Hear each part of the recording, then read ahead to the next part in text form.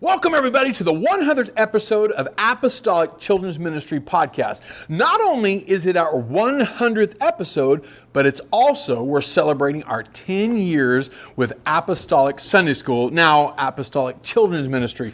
Since May of 2015, we've been doing this. But I wanted to shout out Brother James Pelletier because he's the one that brought it to our attention that we were reaching these milestones. Quite frankly, I think it would have snuck up on and by me if he hadn't said anything. So Brother James, thank you for pointing this out because this is a cool moment and we didn't want to miss it. And it was all because of you. So thank you so much. We also want to say thank you to everybody that sent in different clips, audio, text, and different things for us to put in here. And just because we don't immediately respond to them in the video itself that you're about to see, doesn't mean that we weren't really affected by what you said. In fact, everything you sent was far nicer, far more kind, and far more generous than you should have been. And the reason we didn't respond is because we had already recorded our part of the podcast, and then we got your submittals, and so we weren't able to tie them in necessarily. But just know that we listened to every word, and it meant so very much for all of you to send that in. But before we dive in, I do want to say that this is our first audio and video podcast. We've not done a video version before, and the reason we did it is because we included a lot of lessons that we look at during the video, a lot of behind the scenes stuff, a lot of stuff that you just have to kind of see to understand. And so if you're listening to the podcast, it may not make as much sense. So if you want the full experience, you got to watch the video. It's on YouTube, Apostolic Children's Ministry. But I also owe you a big apology. I mean a really big apology because this podcast is really long, like really long. And I didn't mean for it to be that long.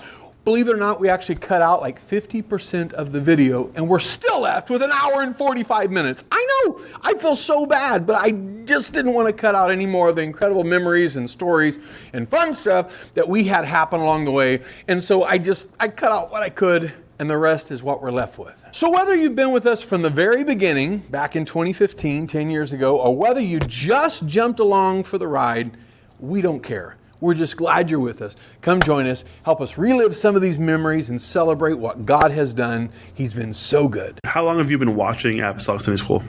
My whole entire life. Your whole entire life? Really? Mm-hmm. How long is that? 8 years. About to be 9 years. That's a long time. So basically, you've been watching Apostolic Sunday School for almost as long as Apostolic Sunday School has been Apostolic Sunday School.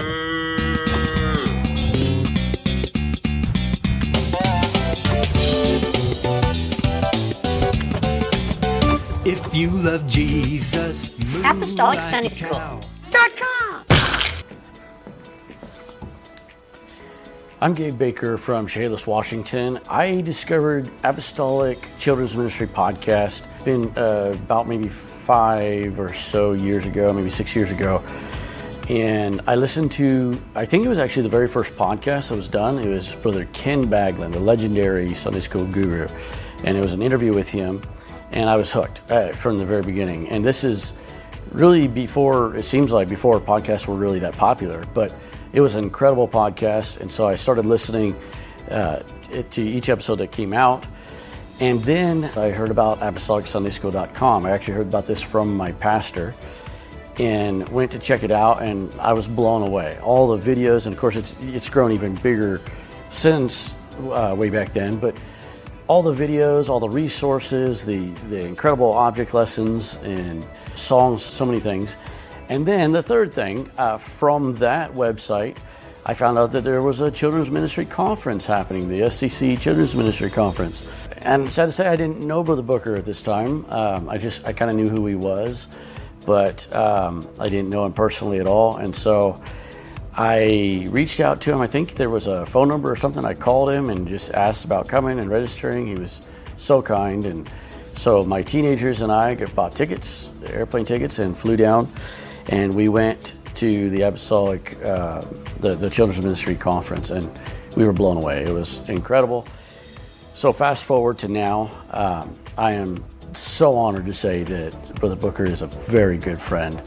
And even some of the people on his team that we've got to know, such incredible people, such an incredible team, and we are faithful. I say we, I'm talking about my family, and I'm talking about our Sunday school team. And many people in our church were faithful listeners to the podcast. We peruse the apostolicsundaySchool.com and get ideas and resources. I'm able to work with Brother Booker on different projects. We go to the seminar every year. And man, just what an incredible thing. And I'm honored to be a part of the 100th episode. Wow. 10 years of Apostolic Children's Ministry podcast. So that's awesome. God is doing great things. Hello, everybody, and welcome to Apostolic Children's Ministry, the 100th episode. And there's a lot of stuff different, Brother Lee, besides the setting. It's also on video because we are going back and just kind of walking our way through the history of Apostolic Sunday School, Apostolic Children's Ministry from the beginning. Maybe you could kind of give a little bit of background on what this particular spot, where this location, we're in a kitchen of all places. So why? Well, so 9-10 years ago, we started recording some object lesson little videos, and it was for Catherine, right, to go down to Brazil? Yeah, so Sister Catherine Santos and her kids are avid watchers of Apostolic Children's Ministry, which is amazing because they weren't even thought of at the time. And so she said, I'm going down to do some missions work in Brazil, and I would like to take some lessons with me so we can teach those kids there. She said, do you have anything that I can take? Well, at that point, we had nothing printed. We had nothing recorded. There was nothing. And so we said, well, let's go and just sit down and record a bunch of them. And so we ended up right at this spot, this very table, although it looks a little different. Yeah, a little bit different. You had a big old cabinet over here. In fact, I believe in front of the living room, from the fireplace. I think we changed the scene on a couple of them. Yeah, in fact, we had two angles on the first one. Yeah. The reason we had two angles was there was this camera, and then Sister Catherine had her tablet. Because just in case one of them acted up, I recorded, she recorded, and we ended up posting both of those. We called them Angle 1 and 2. And we were just kind of going back through. And the very first video we ever recorded on the entire YouTube channel. Now, it's interesting because it's not... YouTube doesn't think it's the first one because just the way they got uploaded, I uploaded them in bulk. And so it ended up calling another one number one.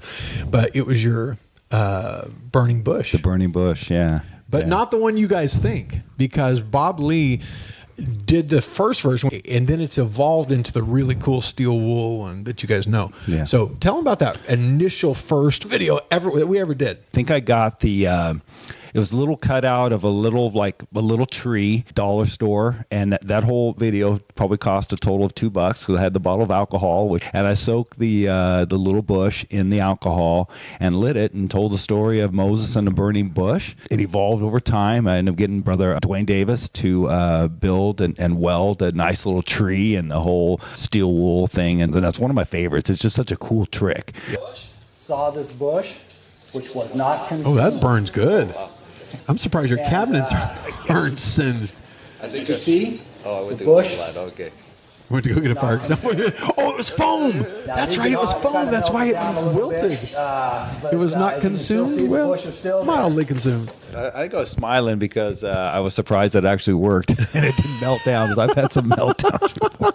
That lesson is to me kind of like a microcosm of the entire Apostolic Sunday School story. I mean, because it started with a lesson that was in its infancy, a little Dollar Tree deal, alcohol on it, you burned it, and then you came up with a better idea, and you came up with a better idea, and it's evolved, and now it's one of the coolest lessons that you can ever do in Sunday school. That translates well into kind of the overall thing of Apostolic Sunday. We started it to help Catherine, and we also thought, well, it's a great opportunity because we have done some decent lessons to put them in concrete, because if you're like us, you've done some really neat things in the past, and time goes by way faster than you think it does, and you look back 10 years and you think, now what was that? Yeah And you can't even remember what you did, let alone recreate it. It was just for internal or home use only, locally, and just kind of to remember and refresh our memories of how we did things. And then you kind of started putting notes together, the materials, and just kind of what we did. And this one's going to be I will say my wife and my granddaughter will probably be walking in here pretty soon too, so we may get to say hello. But that happened during some of the early. I saw something recently. You're standing behind me, and I stood up going to get a cup of coffee or two, because we spent out. We were here a long time. It got goofy, and it got real giddy at the end. And we've done several marathons here. In fact, we came back and did a second time, more in your living room.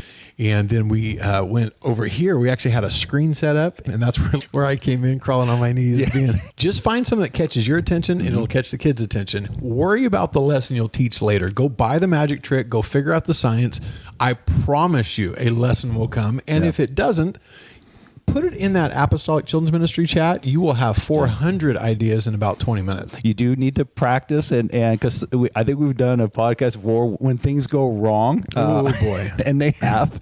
Everybody has those stories. That some worse than others. one, I think, has gotten us in trouble a few times, twice, times. Within short order. That same one bit us twice, as Brother Bradshaw and his family can attest. You have to practice and not leave the stuff out after, or someone may find it and burn your church down. So that wouldn't be good, would it? The second video we ever recorded, but lesson 2 was the bleach, iodine, and water, the Jesus, us, and sin. We've done it so many times that it's kind of lost its newness and its coolness. But if you've never seen it before, it's mind-blowing. I had seen variations of that online, but I had never seen it with an explanation. And I always thought it was just some like magic of science. I thought it was like one of those college professor only things. They had chemicals we didn't have access to. They had this special high dollar stuff. We'd never be able to pull it off. But wouldn't that be cool if we could do it in Sunday school? And then James Wang, one of our good friends who is not with us anymore, but he was one of my heroes in Sunday school, did a webinar on object lessons. And he had me join him and do some object lessons. Well, he did that one. And I remember seeing it and thinking, he's doing the one that was unattainable. That was the first one I ever recorded, because that one was like super special to me. I remember one time, long time ago, it had to be 25 years ago, I had a conversation with Brother Donnie Pound. He goes, hey, you got any plans for the weekend? And I said, I got to go to an offsite business meeting. He goes, you don't sound very happy about it. I wasn't up to it and whatever. He said, when I used to have to go to a meeting and stuff like that, I always thought, what can I get out of this that I could use for church? And I tell you, that simple little line, I thought, you know what? Okay, what can I use? And it kind of changed my mindset, thinking, what can I do at work, or maybe my background can we use for Sunday school? If everybody caught what you just said, use your personal experiences and the things you know, and don't try to separate your work from Sunday school, it would change how you see Sunday school. In fact, you changed our Sunday school with many of your science. You brought a background of science that we would never have had.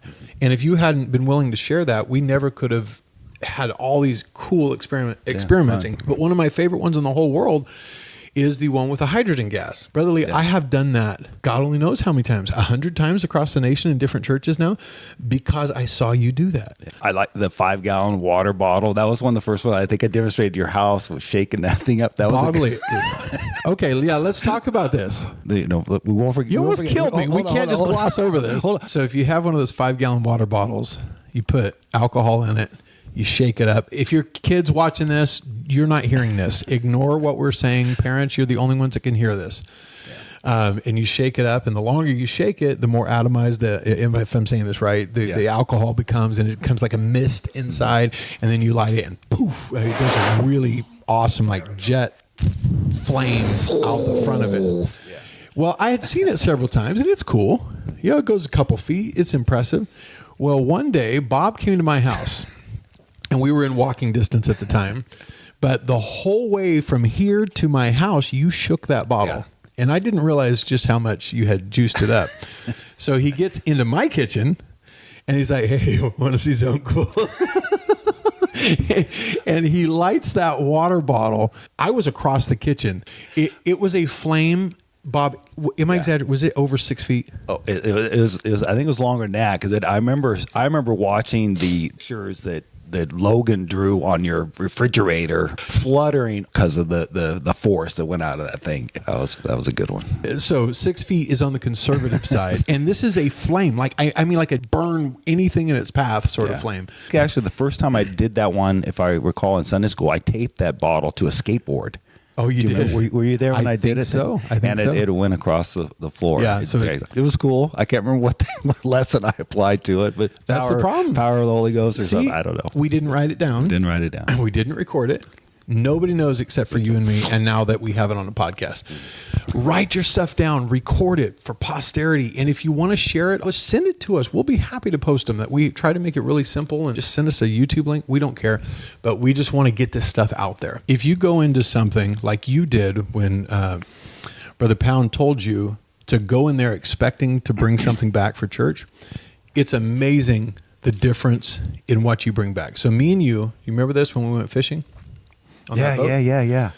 And I remember it super clearly because that was when Brother Tapp was with us. Yeah, Brother Tapp passed away a couple weeks ago, one of the best men that I know. Anyway, but that brings me to this point is we sat down after that trip. We had a 1.5-day trip, and on the way back, a few hours driving that boat back. Me and Bob, we purposely sat down at the galley table and did nothing but, what lessons did we learn from this trip? If we hadn't sat down, I would have got nothing out of that trip but fish. But because we took the time and said, what did this trip teach us about Sunday school, about God, about church? We came up with page after page. And Bob, I still use it. In fact, I wrote an article in the Together magazine off of that. And that's what I like about our Sunday school thing. And then the chat that you have, the children's ministry chat, just ideas. You just got to start and think about like what we did here 10 years ago at this same chair. One thing leads to another. So we started recording those videos with zero expectation other than let's get Catherine some videos and make an archive for us to reference later. That's the only expectation we had. And so we recorded a few more, then we recorded a few more, and then other people started, hey, this is kind of cool. You guys actually have something more than, it wasn't just me and Bob dipping into it. Now there was other churches that were looking at it. And then they'd respond and say, hey, we actually use that lesson this way instead. And so we would re-record it, or maybe just in the text underneath it, we'd kind of explain, here's an alternate way to use it. And when other people's are getting interested, it kind of fuels a little bit. So, hey, let's record some more. So we recorded again. By this time, 50, 60, 80 videos. We have over 700 now. Wow. There's over 700 videos. Not all of them are even public. So there's some like, slideshows and stuff. It was hard for me to separate, but there's over 700 on there, 110 or so action songs, 200 plus object lessons. Anyways, and the rest could be skits. Who knows? There are all kinds of games and everything else. But the reason I said that is, so it built on itself. One thing led to another. And then I remember when Brother Winkler reached out, and this is Ken Winkler, Brother Joshua Winkler's father, and he said, hey, would you come do Sunday school in our church? I did not want to go do Sunday school in his church. And it was more of it wasn't do Sunday school. It was a help our teachers. And I just recorded a deal on imposter syndrome, so I'm not going to go into that again. But it was terrifying. Like, are you kidding me? No, I can't do this. Well, we did it. It went okay. Well, then we kept recording videos, and then I remember when Brother Tony Spell reached out and said, "Hey, I've noticed the videos that you guys are putting out. Why don't you come to our commit conference?" And do an object lesson session in front of hundreds of people. Many of them aren't even there for Sunday school. I was like, this is not a good idea. I don't know if I ever told him that, but I sure thought it. I was like, wow, this is not what people are there for. So we did that. Anyway, we did that for 3 or 4 years. I can't remember. Anyway, one thing just led to another, and now it's got some legs under it. It's doing some cool things, and now we're seeing fruit of it, even in like the WPF with the curriculum in that children's ministry chat. One thing after another. Now we have friends all across the nation that I don't know that I ever would have had we not sat down and recorded your burning bush. I really don't know. It's hard to unwind it and know what the butterfly wings, flapping actually did over time. But everything from that point, from 2015 to 2019, was all aimed at teachers, every last bit of it. In fact, I remember in 2018, I put out the first object lesson book. And basically taking all of the stuff that was on video and trying to put it in book form, again, just to try to make it a little more pass-onable to the next generation. Like, hey, here's something that we have, now use this and make it 10 times better. And after I published that book, I had made up my mind, I'm going to record one video every single week, no matter what. Now, it wasn't all recorded every week, but it was released at least one a week. Like, I might come over here and do 20, and then we'll release them over the next, several months. For a solid year, I hit every single week. And I was able to put out volume 2 in 2019. In 2019, in January, that's when Tristan got in her accident.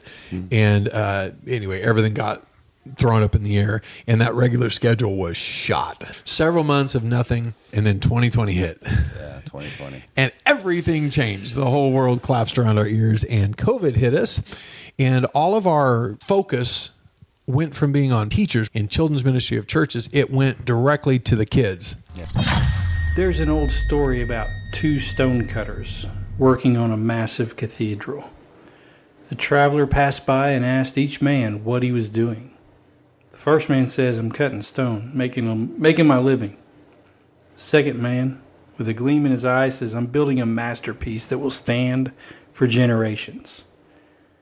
I'm going to tell you that second man is my friend, Brother Philip Booker.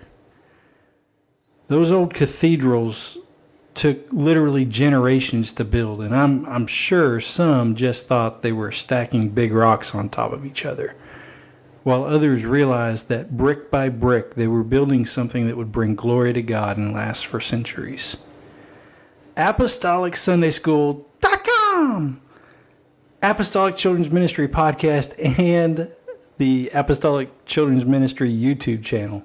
10 years and 100 episodes in, it's taking shape to become a great cathedral of our time. I can attest that these platforms are it's a suite of tools. It's the site, the channel, the podcast. They're bringing glory to God. Now, I know these things are changing how we talk about children's ministry, because I literally cannot, for the life of me, say .com any other way now. And I find myself just randomly mooing like a cow simply because I love Jesus. Now, I imagine at first, as Brother Philip and all those with him, Brother Lee, and I know there's a whole lot of others, as you guys recorded that first video, built that first web page, recorded the first episode of the podcast, I'm sure there was a bit of trepidation. Probably some voices in your ears saying dumb stuff like, "No one's going to listen to this. No one's going to see this object lesson. Somebody else probably does this object lesson better.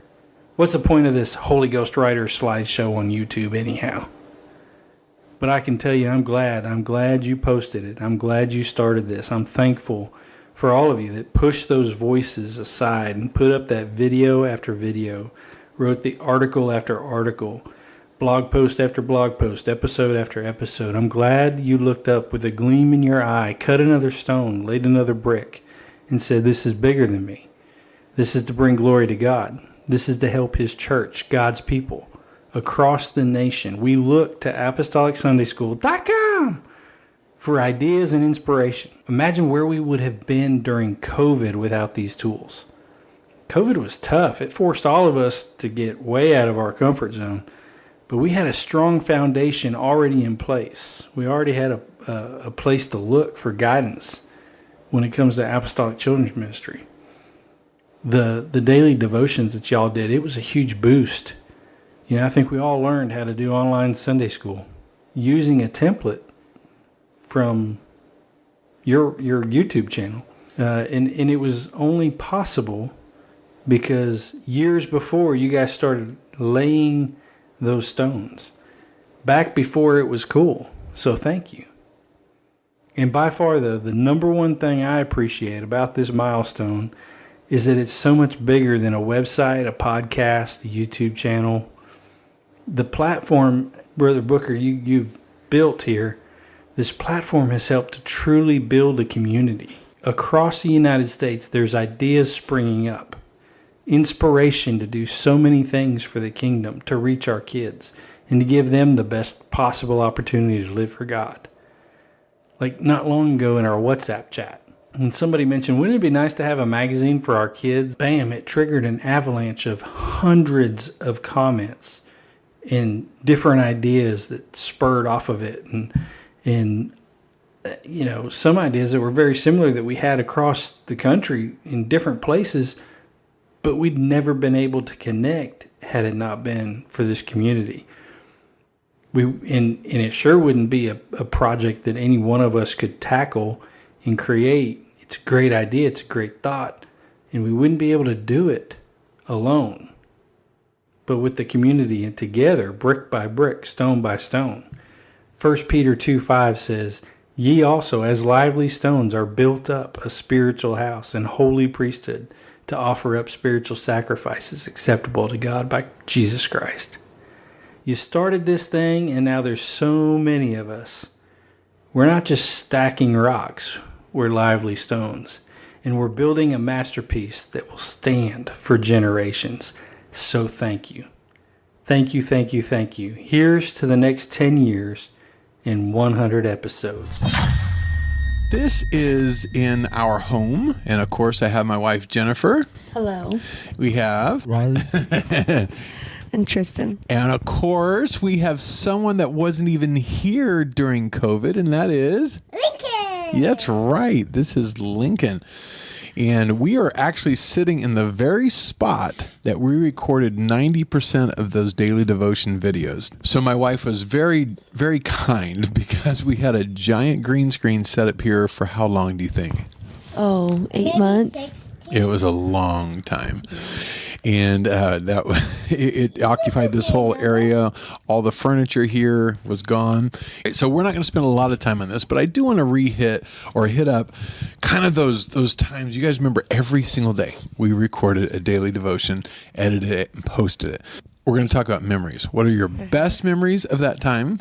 What are your worst memories? What are your favorite videos? What are your least favorite videos? What are the things that just kind of stand out? I'll start. I think my favorite daily devotion of all time was the one in the rain, where I was out dancing in the rain in my suit. Oh, yeah, I like that one. Yeah, me too.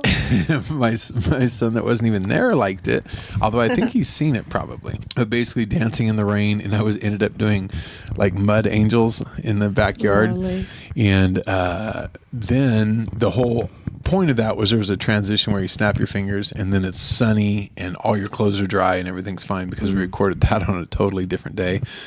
But that was probably my favorite video that we ever did. What about you? How about anybody that's here? My favorite one was when you were doing the airplane. I don't remember the concept of it, but you were doing the airplane and it kept going on the roof. Oh. It went in the tree, and so we had to keep going and finding it and editing, and yeah. We did that one a bunch of times. Forsake not the assembling of yourselves together. That was it? Yes. Yeah, all the behind the scenes stuff. How about you? Either one of you guys? Favorite, least favorite, or just a funny memory? I just remember a funny one for me was I was doing my mini object lesson that you had us do. And so I was doing it's the one where like the salt, you put salt in the water and make the egg float. And I couldn't put enough and it kept not floating, and so my object lesson fell. And then there's like just a cut in the video where you can see where we just dumped like half the thing in there and then finally started floating. So much salt. That's right. The mini object lessons were a lot of fun. We had kids from all across the nation submit videos, and including both of you guys. But you guys didn't just do the mini object lesson. You actually helped in the daily devotions too. How about you? What's a memory? The daily devotions honestly are like kind of like a fog. I don't really remember. I think one of my favorite memories though with it was when you like knew what you wanted to say, but there was like a certain thing like you wanted to get to by the end of it. So you had me be a human teleprompter and hold your iPad underneath the camera at a perfect angle where it wasn't seen, but you could read all of it. And I don't even know how many takes that took. That's right. So I actually have a clamp that went to the tripod? Yeah, the tripod, and it would hold my tablet just in the right place. And so it would like do this slow scroll. The problem is I either lost it or broke it or something, and I couldn't find it. And so Tristan was the stand-in, and I just remember trying not to. Too slow, too fast. Yes. No, go back. Where did you go? It's not her fault. Yeah. The problem is you try to like assume what that scroll speed is going to be, but it's never right. It's too fast or too slow. I remember one time it was just like we could not find the speed, so he's like, just as I say the words, you scroll with your finger. You just have to scroll Follow me. too. Yeah. And I kept on knocking the tripod over. Like, it was funny though. Any other memories that jump out about that time? Honestly, a lot of what I remember is the actual like Sunday schools, not really daily devotions. Because daily devotions. Well, Sunday school is part of it. It's all part of it. Devotions for me, I was here most of the time with Philip through all those. Yeah. And sometimes it's going to sound kind of weird, but those were like highlights because we had nothing else to do. And we were like, oh, is it time to record? And you would just record several at one point. So, Yeah, because we were in like our like quarantine version of school where even if we were like the homeschool, we were in our rooms for most of the day. Yeah. So I didn't even know he recorded until like I saw the video popped up. We had all these little pieces that had to go into it. We had the joke of the day. And now it's time for your joke of the day. We had the mini object lesson. Hi, my name is Bethany. Hi, my name is Charity. This egg beat aside from the sand. I'm Adam Tyler. And I'm Annabella Tyler. And we are going to do an object lesson about sin and forgiveness. Yes. There was all these little things that had to tie in. And you mentioned that Sunday school stood out too. What about Sunday school jumped out at you? So Sunday school was kind of the time, like that time for Sunday school was when a lot of us younger kids got involved because we weren't able to before. So that was like kind of my first taste of like actually doing Sunday school. But then there was the days where we would just record your part of it and we'll go and then like we'll put it all together. And so we were in some random places. We did like a song and every single segment of the song was in a different area. Then we had like one person be like out in the forest. One person was... Me and you, we recorded the action songs in 4 different areas of the city that day. It was, we did Faith. And it was like in the wash. And we did it right here in Country Club. We did it down by the dump. Yes, in Nana's a little garden area. We went everywhere. Yeah, that was pretty wild. Or what about doing Sunday school and then after Sunday school reenacting it and so we could record it. Yeah. So we were doing Sunday school twice on Sundays. Yeah. So what Jen is talking about is there was a weird part where we were doing live Sunday school, but we were still recording Sunday school also. But Pastor didn't want us to do it at the same time because he didn't want the kids in the video. And so we would have to do Sunday school twice every Sunday for quite a while. And that was well, you know, the first time with the kids there, all that enthusiasm and energy, and then the second time, the enthusiasm's gone. You have no energy. Recording, even though the kids were in there, but then there would still times you would see them or hear them, and so we just had to take them out and just redo it. It was tough. But I thought you were referring to when we would do an actual recording with no kids there. And our mics would be dead or something, and we have to redo the whole thing. Delaney and her mics. A whole hour, and we realized the whole thing had not been recorded. Oh, yeah. I remember one time, literally, like we were so close, and I remember you were like packing something up on the stage. I think you had done the object lesson or something, and we all cleaned up. We were all like even grabbing our stuff, and then you went and you were just gonna go grab the camera and put it away, and you went. The battery's dead. You went, guys. I'm so sorry. The last half of the video is dead. And so literally we had the first half, but it like cut out halfway through a segment. So we had to record the whole segment anyways. Oh. These are the daily devotions. I'm just going to quickly scroll through these. On number 4, that was the first one that I had anybody else in there, and that was Tristan. No, you look different, but Riley was such a little... Oh, my word. Okay, so this one is the devotion for kids. This is day 9, April 1st. And I'm going to skip Riley. April Fools. Oh my goodness, Riley. We can make the world's biggest water balloon. My word. But we can make a pretty good water balloon. Do you remember this at all, Riley? Yeah, this is crazy. I remember this. Look at that cute little kid. Because the water splashes up in your face, doesn't it? Mm-hmm. Oh, here we go. Hey, this is going to be so cool. Have you ever seen something like that? Like, look at that. You just look real there. And what's funny is below you wasn't your keyboard and mouse right below that? Okay, so maybe this is the time to reference this. I can remember going to ApostolicSundaySchool.com long before I become good personal friends with Brother Philip Booker. And I remember thinking that I had found a gold mine. I can remember the cool backgrounds and object lessons and all, thinking this guy, man, he has got it going on. But there was one thing that I kept wondering, why does he keep reaching down and touching something in every video. Was it his iPad, or did he have to keep the screen from going into sleep mode? Did it control the camera? I never could figure it out. That was a mystery that I have never solved. So maybe now, Brother Booker, you can enlighten me and others, maybe. Help me mark that off my checklist.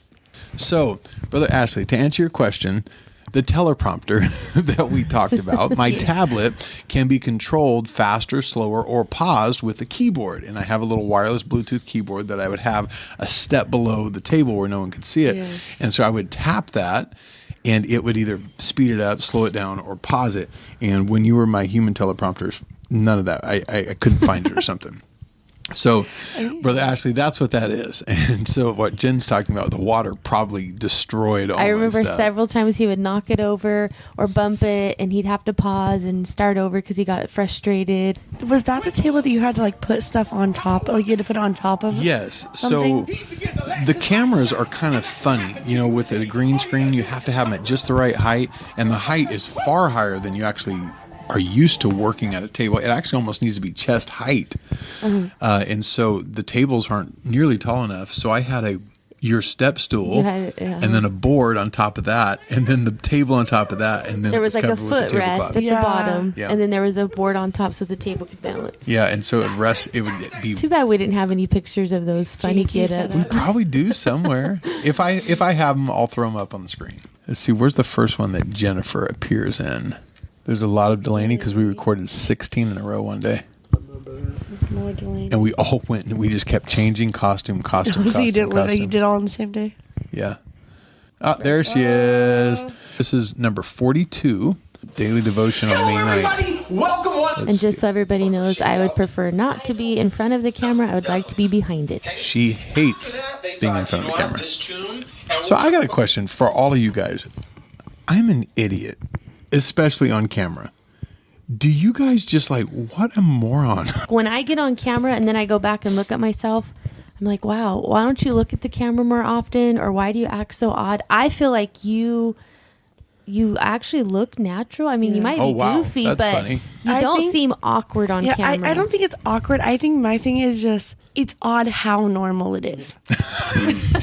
Like, I would say that, like, it's not weird, like, looking at you, because it's not like you just randomly grew this so that you could fit into Sunday school. It was like you were made for Sunday school, so it's like you've always been like this. Yeah, also, Sunday like, school was made for you. You're not different off camera versus on camera. Like, what you see on camera is what you see at home. Is what we see at the dinner I don't table. know if I've every just been single- complimented or insulted, but either way, I'll take it. People ask, is Philip like that all the time? I'm like, kind of. Yeah, pretty much. That was how we used to get woken up in the morning.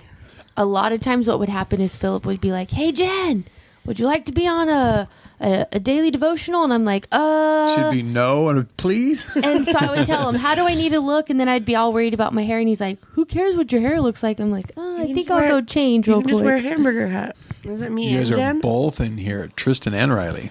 So we're looking at number 71. This is the first time I've seen you wear a normal hat.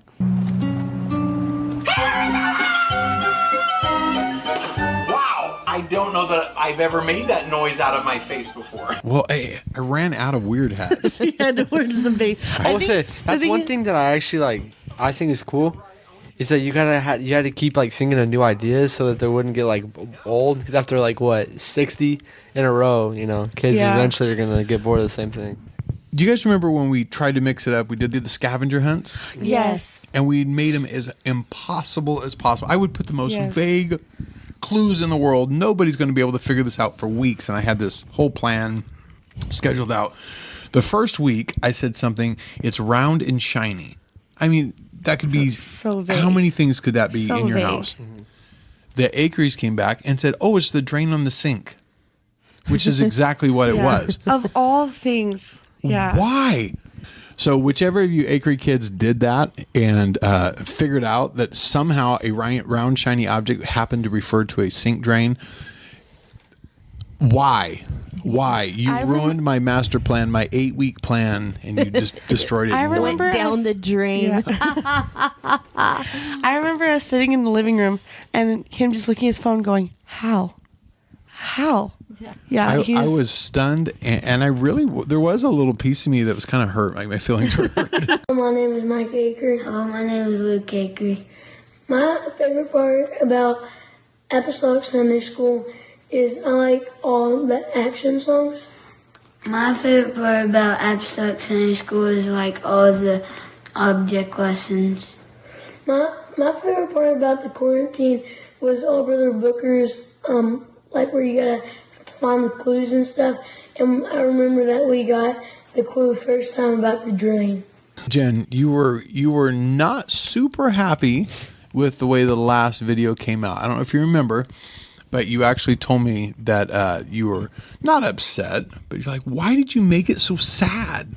Reminded me of the last one. This is so bad. I don't even remember. Well, it's just the last one. Basically, I'm driving off into the sunset. I remember you recording that on the beginning. This was the part right here.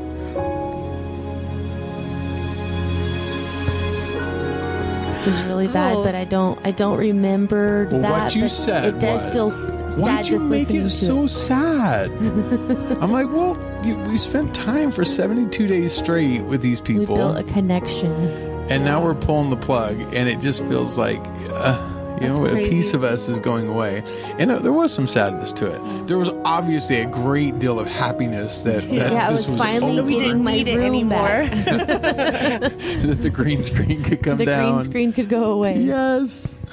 But there was a piece of me that was sad. But on that last video, what Tristan said about there's my scooter. I'm riding my scooter, driving back and forth in front of the camera, and every time I drive past, I'd say something. I can't remember exactly Yeah, how I it don't happened. remember. It was like the intro, I think. Which of you had to record that?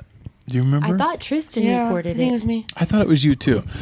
But the funny part was, how many takes did we have to do for each one of those? It was like 16 times You driving had to by. you had to figure out what was like the right speed and like how fast I just you had remember to the stay neighbor stuff. standing outside just staring at you like, Yeah, what in are fact, you he's doing? in the background. Yes, and his so daughter funny. actually said, Dad, can you please go inside? You're messing up their video. That's so funny. This was the spot right here. This is Yes. where we And recorded these all books were those covered up. Yeah, all these books were here. You just didn't see them. They Yeah. were covered up. So all the backdrops that you thought you were seeing. Yeah, green screens are both the coolest thing and the most frustrating ever. Remember, you had to watch every shirt you wore, Oh, yeah. your hats, your color, One time you jackets. actually had to change because something on your shirt was green, and so it kept putting on the image that was on the And backdrop. you It have was a lot really of like funny. green stuff. Like you have like green bow ties and green just stuff. Well, what was bad? So say we would record 10 of them. When you record, it's green, and so later in post is where you edit the green and put something in its place.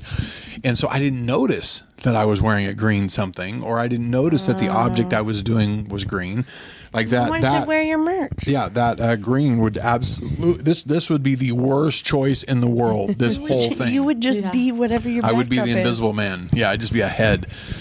And so it was always really interesting. If you ever saw a video that was a solid green backdrop, you knew I oopsed. You wore something that was green. Yep. And so I didn't have a choice. I had to run with it. Brother Booker, you're telling me you've had the YouTube channel out there for 10 years? Now, I went back and I watched some of your videos. You started out with object lessons. That's awesome. You gave the behind the scenes of how the trick was done, how the Christian illusion happened, how to blow the kids' mind. That's awesome. You've been doing it for 10 years, and I'm so excited. I've been doing Sunday school ministry for 20 years. Where were you 20 years ago? I'm just kidding. I know for us, watching Apostolic Sunday School, especially during COVID, was fantastic. It actually gave us the courage to do something like that for our own church, for our own Sunday school kids, and we created Kid City Home Edition. And I'm pretty sure Kid City Home Edition would not have been what it was without Apostolic Sunday School Ministries. And I guarantee I would not be the Sunday school leader that I am without Apostolic Sunday School Ministries. And I've only recently found out about the podcast 2.0. What happened to 1.0? I missed it. Missed it entirely. The very first time I lit my hands on fire for Shadrach, Meshach, and Abednego, the kids just went whoosh. I exploded their brains. How did the world did Brother Eric just light his hands on fire and come away unscathed, just like Shadrach, Meshach, and Abednego? Oh, I was just watching YouTube, searching on Apostolic Sunday School Ministries. And I remember during COVID, you had made a new kids' devotion every day for what seemed like a bazillion days. And my daughter probably watched every single one. And she's probably a better apostolic because of it. So thank you for the work that you're doing, for the work that you've done, and the work that you're going to continue to do. But Brother Johnny King reached out to me. I don't remember if it was a text or call. I don't remember. But he said, you need to do something for the kids. I was like, oh, yeah, we're doing a Sunday. We record our Sunday. He goes, no. Every day. I was like, every day? Like one a week? I remember that schedule was brutal. It felt like, recording and releasing one every single week without fail is hard. And I'm watching Brother Gabe Baker put out his podcast every single week, and his consistency is just so, it's like clockwork. And I admire that because that to me is one of the most admirable features in a human is if you can consistently hit milestones. That's amazing. And so I remember him telling me, you got to do it every day. Okay.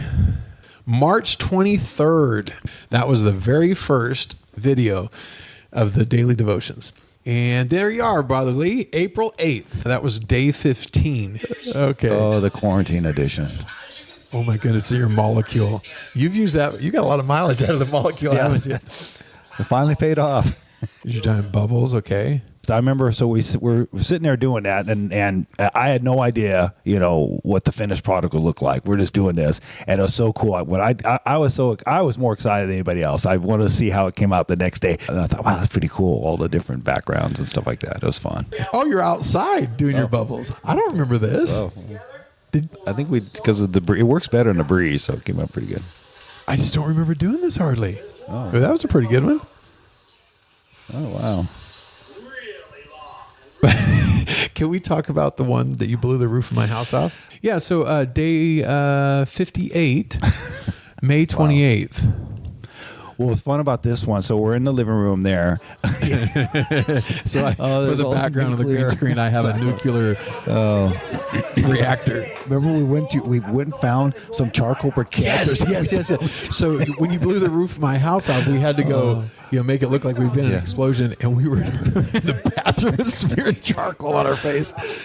Okay, so the 5-gallon bottle thing, you only need like an ounce of alcohol to shake up. I got a bucket full. Well, and you did it right with a little bit first. Yeah. And then you told me if a little's good, a lot is better.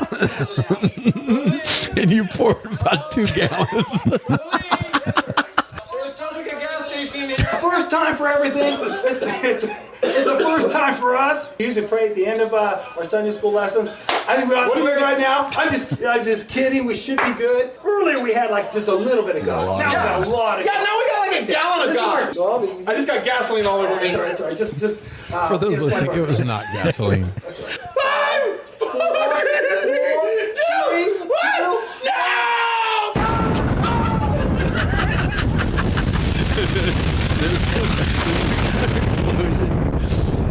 Oh my word! Disclaimer: no Sunday school. Was that cool or what? Your definition of cool and mine, Brother Lee, are two very different things. Do I get any eyebrows left? Brother Lee, I don't know how much house I have left. I think we're enjoying this more than the kids ever did. Nice view of the what? Oh my word! So, if I remember right, a kid really thought you blew my roof off, right? So somebody either wrote or I ran into somebody at a conference somewhere, and he pulled me aside, and a long time later, he looked at me real serious-like, and he said, "Did you really blow the roof off of Sister Booker's house?" I'm like, what? I'd completely forgotten about it, and I don't know what I told him. Oh, one of my favorite ones was day 13, where I'm sitting telling the story of Bessie. You remember we made that up in Sunday school one day? Do you remember setting Sodom and Gomorrah on fire in the fellowship hall and almost burning us all up? That was a good one. So we recorded, I think it was 16 of them that day. It was me, you, and Delaney, all recorded them in the fellowship hall. And you did, it was like a combination. You did several of your object lessons in one. Sodom and Gomorrah, you had the dust of doom, you had the alcohol, you had a lot going on. Yeah. And boy, Sodom and Gomorrah burnt with a fervent heat. The shirt caught on fire. I saw that. Well, and then as travel opened up, it just happened to be one of those Sundays where everybody was going to be out of town. It was just kind of organic. We said, well, why don't we're recording it? Just get your videos in by a certain time. Just record something. It was God is everywhere. Yeah, God's with you wherever you go or something like that. Larry and Sarah were in Canada. I'm in San Antonio. Danny and the Stratas went to the forest. Delaney and Tristan were in the fellowship hall. I'm up at June Lake fishing. Oh, yeah. Liz was in the desert. And so we did a couple of those. Oh, remember this one? When Tyler did a guest appearance, we were going to Summit. And I knew I couldn't hit that Sunday. So I said, Tyler, can you please record our video for us? And so he did the entire thing from start to finish, did an incredible job on September 13th. Well, we could do this for hours. Going through all these, and then we turned them into the weekly video. We tried to be more consistent with the weekly things, and it just, once COVID was over, we were just so happy to be done with it. We didn't want to record anymore. And then we'd travel to another place, we'd go to Summit or whatever, and then these kids would go, please record another one. Yeah. So we'd feel bad for a little bit and record a couple more.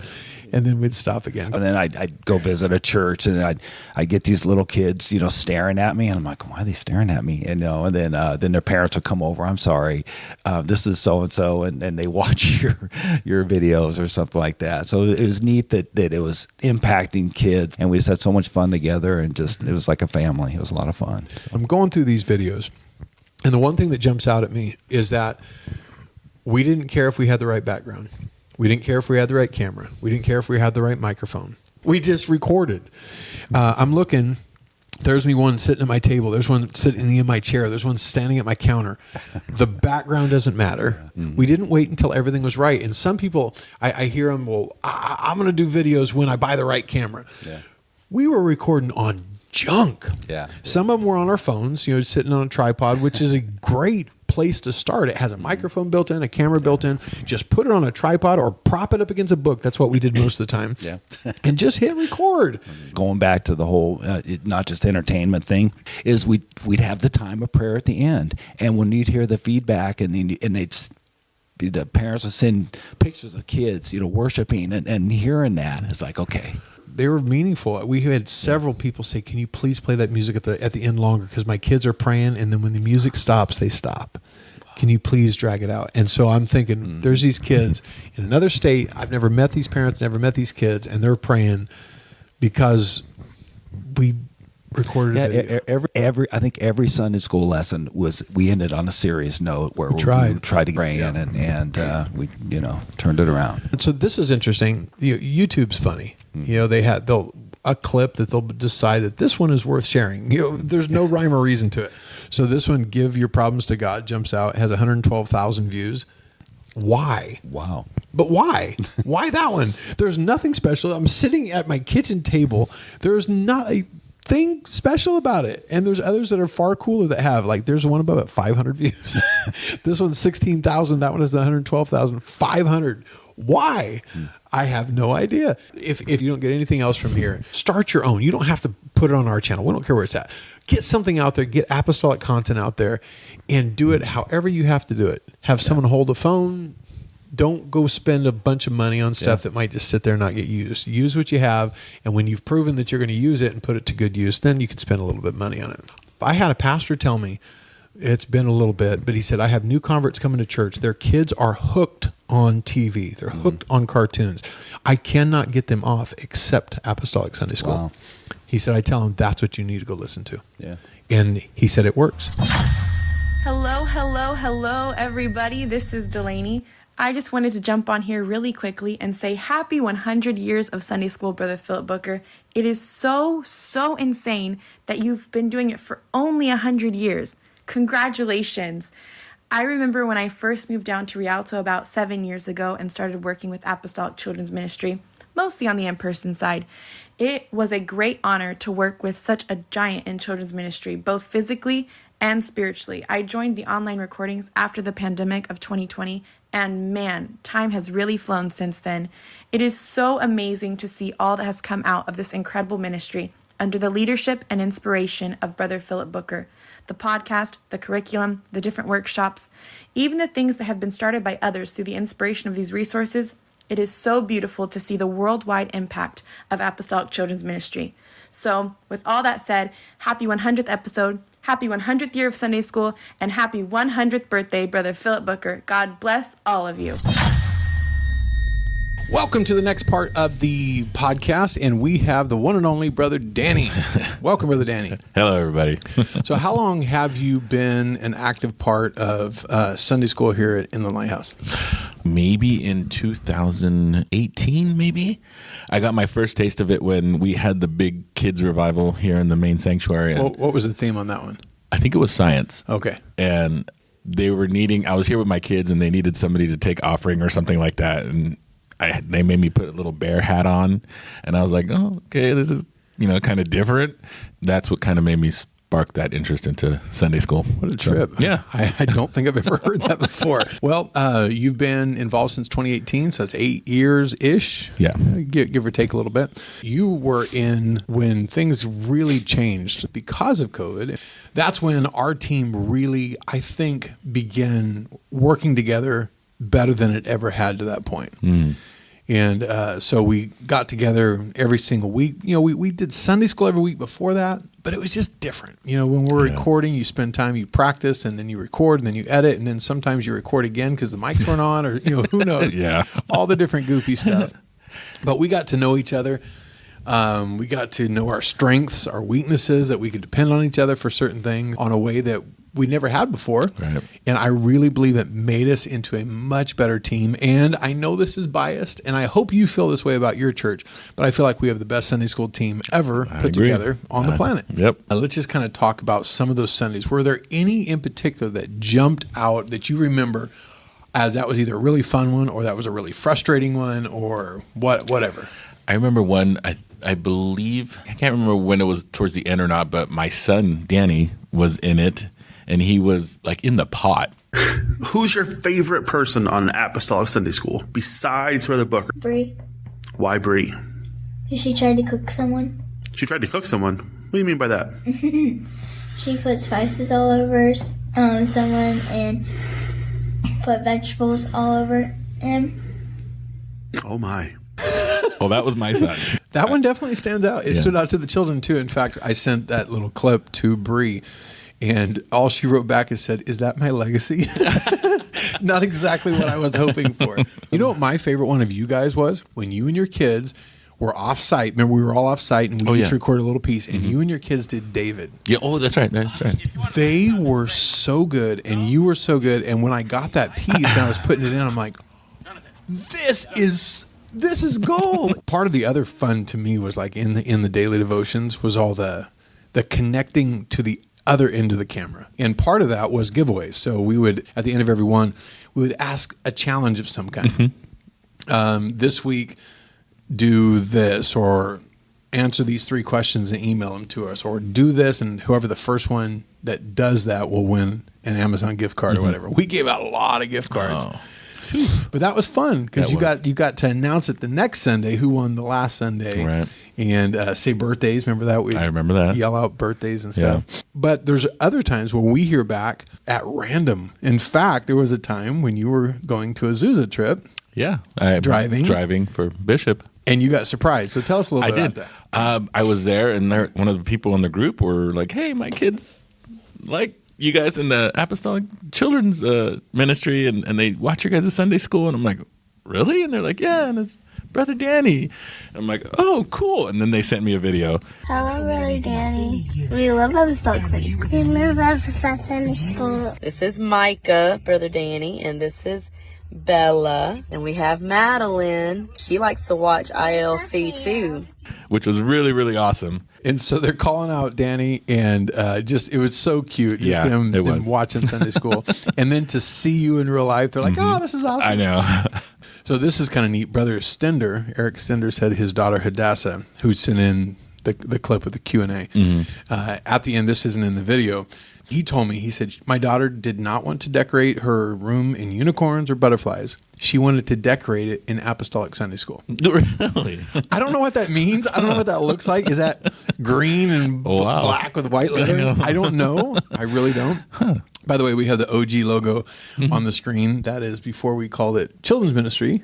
But it's fun when you travel and you have the kids that recognize the different members of our church, and they're like, "Oh my goodness, Delaney!" And they're losing their mind about Delaney, or they see Bree and freak out. It's just cool. I like that. One kind of cool story. It's not children, which is I'm surprised, but we went to Peak. I went to Peak maybe a couple years ago, and an elder saint was like, "Brother Danny," and I'm like, "How do you know me?" And she's like, "That's from the Sunday school and your stuff for the radio." I'm like, "Oh, hello." That was kind of interesting, So we built quite a collection of videos built up for both teachers initially and then for kids. And while that is going to continue, we're still going to continue those projects. We're also moving into some other projects that you're a large part of.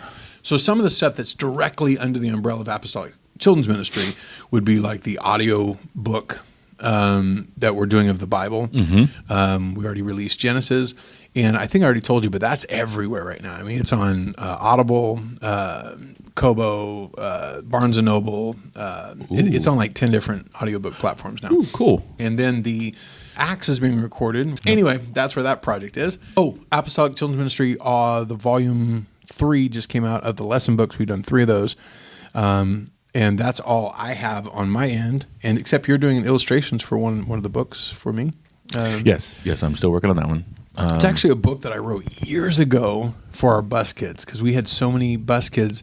I don't like that term, bus kids, but kids that ride the bus that get to church and they get the Holy Ghost, and they have really very little background. They have no teaching at home. They have no foundation of what happened to them. And so I wrote a book years ago, and it was in a story form of what the Holy Ghost is, what that process looks like. And so it just kind of talks about 2 boys, one of them saved, one's not. And he invites his friend to church. The kid gets the Holy Ghost, gets baptized in Jesus' name, receives the gift of the Holy Ghost. And it kind of walks through that process of what it is, something that's real friendly to look at, giving that to them whenever they get the Holy Ghost, so they can have a better understanding of that. So it's kind of a mini Bible study in story form. I mean, I don't know what we're going to end up with, but bottom line is we're going to get this thing out eventually. Yes. So that's all I have. Now let's talk about what you got going on. So I've got something with Brother Lee. He also has a book that he wants me to do some images for. It's really cool. It's about the life of Jesus, and he has it all written out. He just wants me to put like images to it again. Another thing I just finished one of my books, The Lost Inheritance. And that's for what age group? That's for 8 to 12. 8 to 12. If you're in the children's ministry chat, it's a WhatsApp chat that's just kind of developed over time. I would have this really cool group of people, right? So from Summit that we would meet, and we would all click. But then after the event, it would kind of disappear. The connections would disappear. And I thought, man, how cool would it be if we could continue that conversation forever, until people want to get out of it. And every now and then in those old conversations, someone would unexpectedly pop up and write something, hey, we had somebody get the Holy Ghost today, or whatever, something really neat. So I thought, instead of letting that be accidental, let's make it intentional. So every time we have a children's ministry event, if it's a children's ministry seminar, if it's junior camp, if it's summit, whatever, I get every single number that I have from those people and I dump them into that chat. And there's a lot. And they have the option to get out anytime they want. Right. And then people always that are in the chat are sending me numbers. Hey, add this person, add this person, add this person. And we share really cool testimonies, really cool ideas.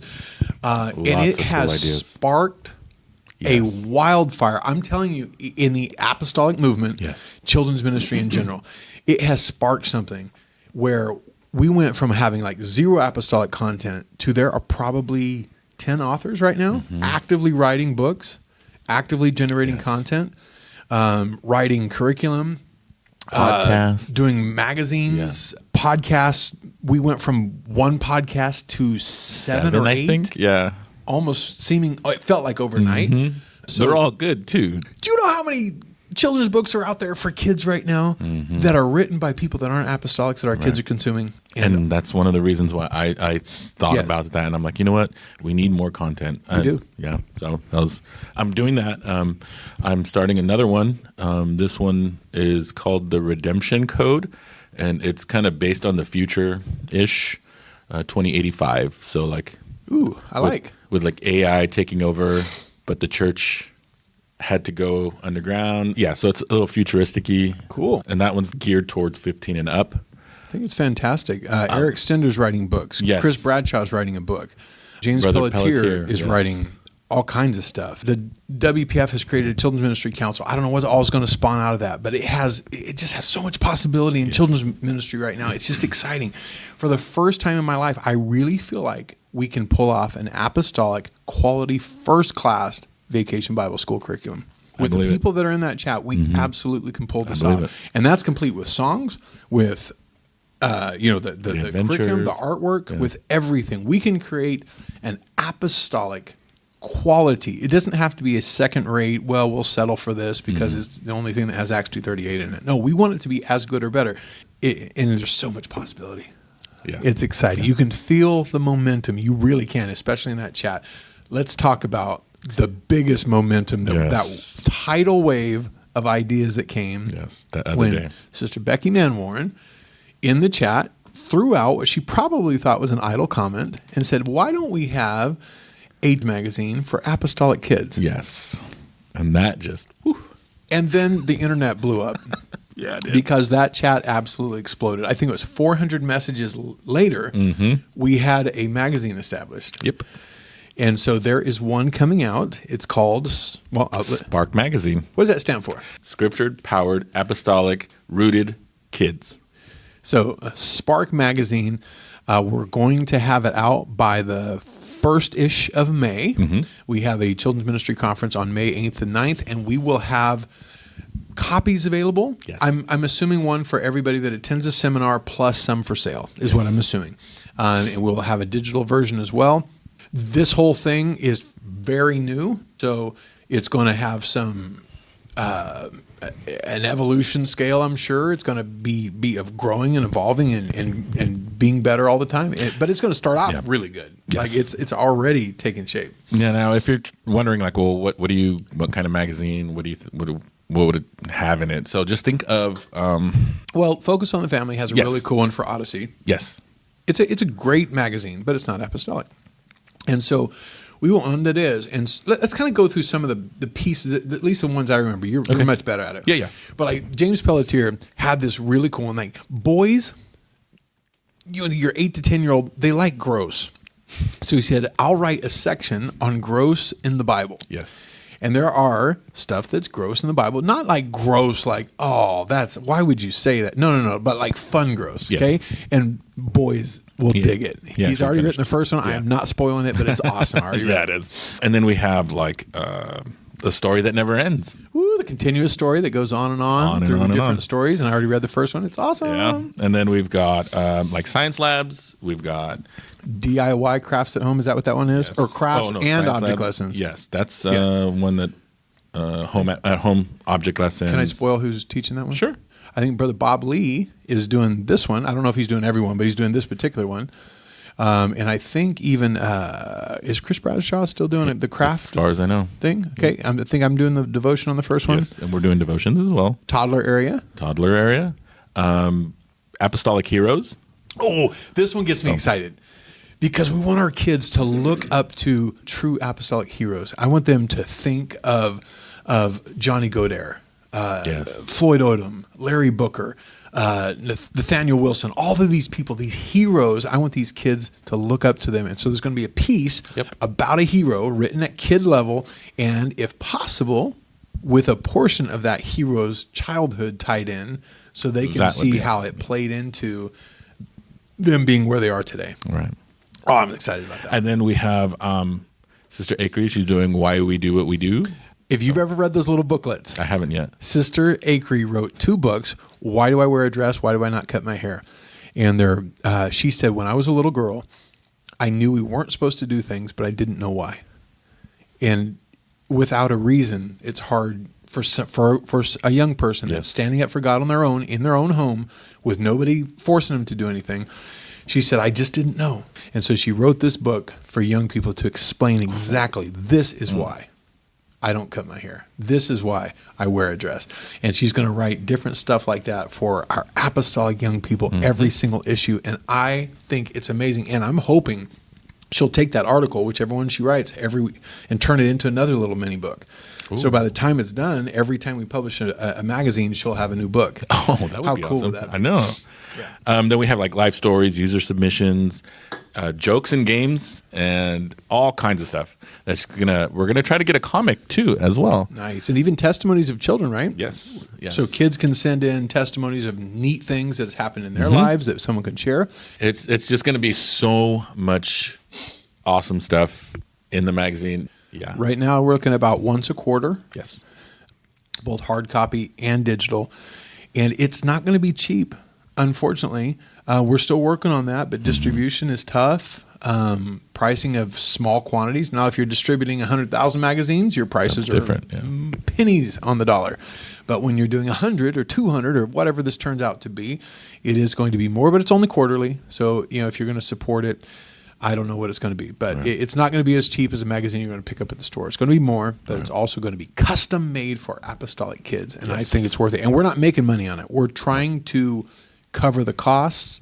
And if anything is made, it'll go right back into it. That's right. We have a couple testimonies that we want to read of different people that have sent stuff in to the Apostolic Sunday School. And this one just came in from a lady. She is, I don't believe, affiliated with any of our churches. But she wrote and said, for over a decade now, I've been volunteering with a group called Kids Beach Club. It's an after-school Bible study we do with kids from 1st to 5th grade in public schools. You can say it's like a mini VBS. A local church will adopt a school. But let me move on to how grateful I am for Apostolic Children's Ministry Podcast. I was so grateful when I found you. I'm a big believer in teaching with visuals and stories. Jesus would put a story with his teaching. You have done all the legwork for us. You figure out the best way to do the visuals. You're so kind in showing us what they were taught. To see their kids, talking about to see their faces respond is priceless.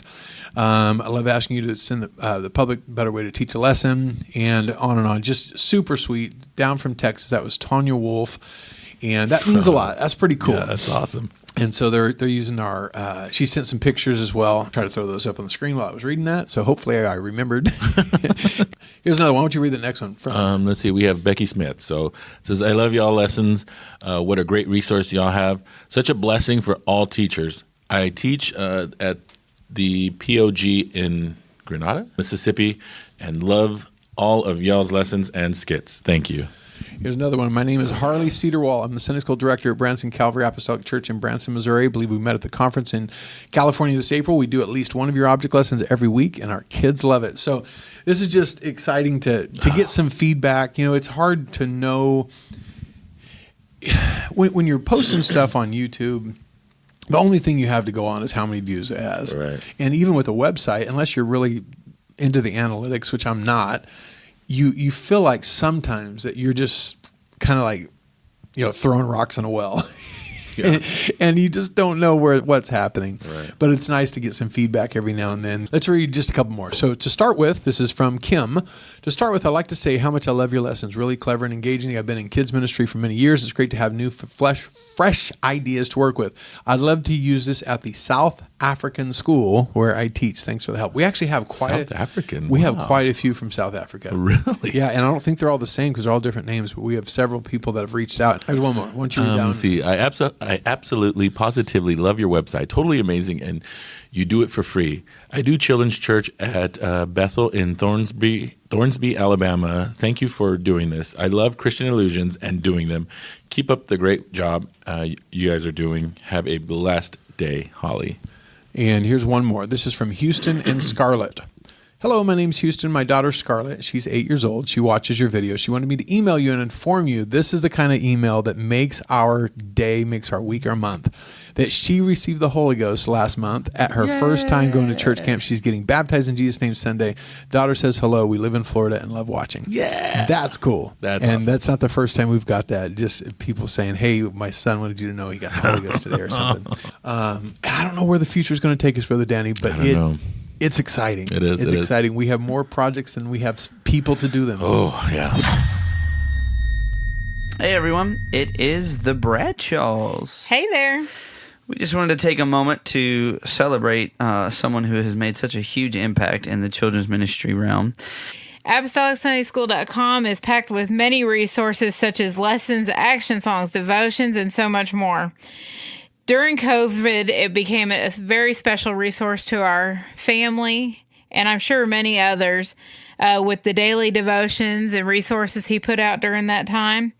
And I'm sure it felt like a lifeline to many other children and ministers. Those kids all cooped up inside and had no place to go. That was enough. But on top of that, he was also the creator and the host behind Apostolic Children's Ministry 2.0 podcast. So fancy. Which is, I heard, about to hit a huge milestone. How big of a milestone are we talking about, Brother Bradshaw? We talking 10 years.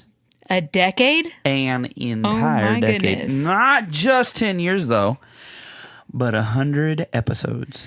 Wow. I can't even imagine recording 100 episodes right now. Girlfriend, we have recorded 10.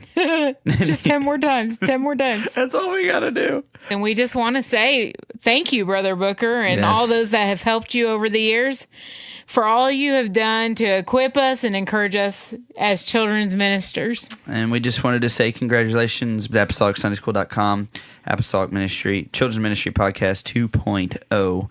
We pray that God continues to bless you, continues to anoint you, continues to inspire you. Yes. Continues to equip you with the resources that you need to encourage so many children's ministers as well as children. And we pray that God anoints you for many years to come. Congratulations, bro. Keep up the great work, Brother Booker. God bless. We are in a totally different setting, but yet one that is familiar to many of the kids that were watching the Apostolic Sunday School, Apostolic Children's Ministry, especially during COVID, all the many online Sunday schools, the live stream and the recorded. This is where it all happened. First of all, let's start over here with a familiar face. We have... I am Sister Elizabeth Machuca. She started right before COVID started? I started as a parent doing crowd control in the toddler class. So like taking kids to the bathroom and stuff right before COVID hit. So that's the ploy we use. Just come and help watch the kids, and then, little by little we reel them in. Yeah, my daughter just cried her head off constantly, so I had no choice. She started off, I guess, a little shy. I guess that's one way to... very. Yeah. Very. But it didn't last very long. No, yes it did. No, it didn't. Yes, it did. At least on camera, you came out of your shell with a bang, and you were a rock star instantly. We'll go into some of that. And then we have... Sarah. Everybody knows Sarah. Sarah and Liz kind of started at the same time, and they've been around. They're kind of the OGs on here right now. And then we have some new exciting faces. We have... I'm Annalisa. Annalisa. And how long have you been in Sunday school, Annalisa? I've been in Sunday school for about 2 years now. And she helps with the toddler class and does a fantastic job. And I'm Sister Mercado, and I've also been in toddler class for 2 years. So Sister Liz, now she's our head teacher of the toddler class. And we have the Mercados here because they are the new faces of Sunday school, and we have other people that are starting with like our teacher and training thing that we have going on. We have Landry and Jay that are 14 years old. They're joining Sunday school, kind of dipping their toe in the water, seeing how they fit in.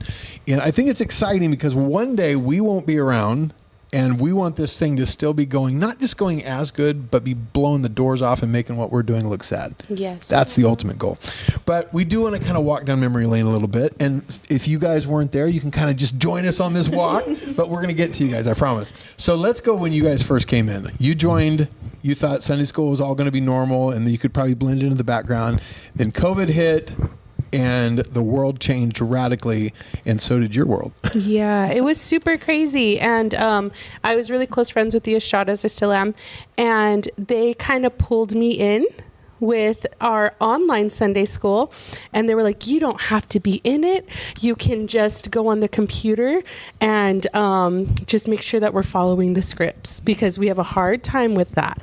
That is actually very true. As you know, none of us know how to follow scripts. We are we don't ad-lib kings and queens. So that's how I started off, kind of just behind the scenes. And then the first thing that I ever did was a puppet show. So Really? Which one was it? Okay, it was about the rapture, and I was like, we did this whole thing about like raptors. I love raptors, and like I do remember dinosaur that. thing. I do remember Yes, that. so Brother Greg helped me with that, but it was my first ever thing that I had written or done for Sunday school, but totally fell in love. And it was a giant shock to me when we went to in-person Sunday school. I had never been in super class. I had never really taught in front of a class, and I about died. Well, you sure didn't act like you about died, because you did so very well. I will never forget when I realized what a rock star you were, was when we did our children's service in front of the whole church. Yes. And we did the story of the lost sheep. She was the lost sheep, okay? And she fell down the stairs. Yes. Actually fell down on purpose. that. On purpose.